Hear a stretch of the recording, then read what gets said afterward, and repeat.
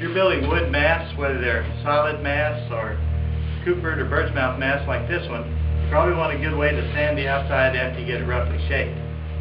So what you can do is build a sander like this. Go down to Home Depot or your favorite hardware store and get a belt, as big a belt as you can find probably. This one's 36 inches by 4 inches wide. 80 grit seems about right.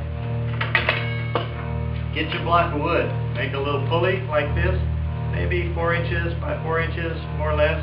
Use a piece of old inner tube to cover the outside of it with. Now, a piece of 3/8 inch all thread makes an arbor for it. Go all the way through, leave a little sticking out for the drill chuck. Put nuts on it. Piece of pipe on here makes a handle and you can hold on. Of course, you need a good dust mask. This respirator JR7 works pretty well.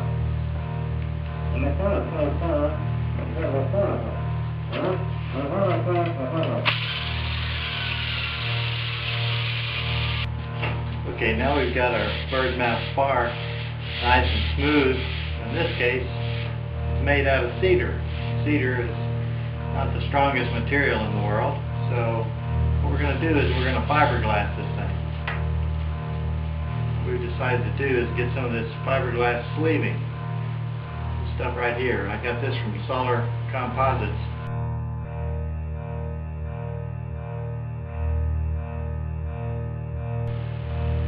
Then grab the end of the spar like this. Just slide that stuff, slide the sleeving right down on there. And once it's on, we'll smooth it out so it'll become nice and get right down nice and tight over that. That's something like a rubber band, or I've used a cable tie here around the end to hold one end of the glass on. Then you can work your way down. Stretch this down. It's like those Chinese handcuffs they used to pass out at Halloween. If you're old enough to remember that, it's smaller as it gets longer. As you stretch it out, it tightens right down against the spar. And if you measure it right, just a little bit of overlap at the other end. You paint epoxy on until it gets more or less transparent so you can see the wood through it. And that's all it needs. Be sure and go in the direction away from the end that you secured. One of the things about fiberglass is that the strength is in the glass and not the resin.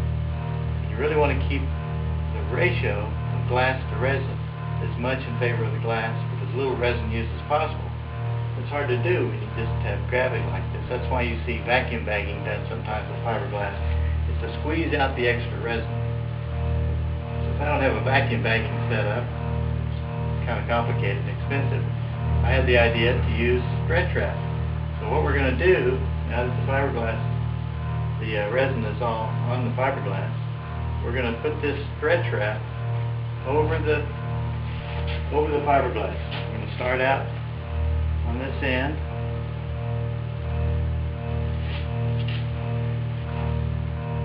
Take a couple of turns.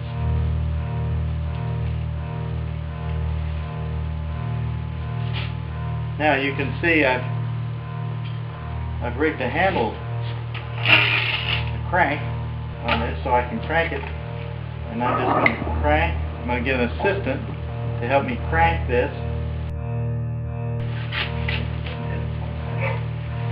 Now I'm going to get, she's turning, and I'm stretching this on tight. So I end up with about 3 or 4 layers of plastic.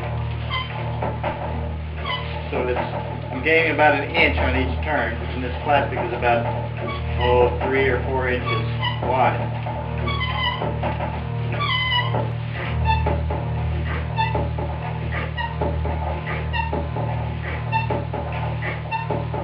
Down here. The really cool thing about this thread trap is when you get to the end, you just go around a couple times and break it.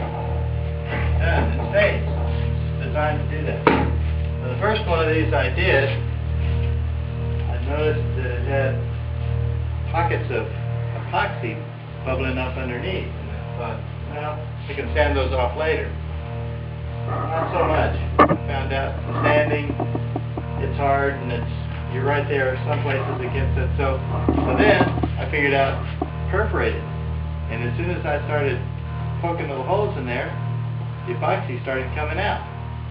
So that got to be a long job. So what I did is I made a little perforator wheel.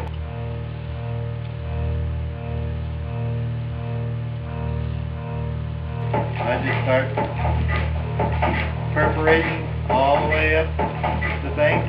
This lets the excess epoxy out. You may be able to see the little beads forming already. Lets the excess out. It makes a nice ratio of resin to glass.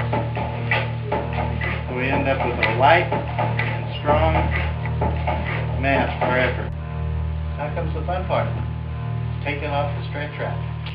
Well, you'll notice all the excess epoxy just flies off with the stretch wrap.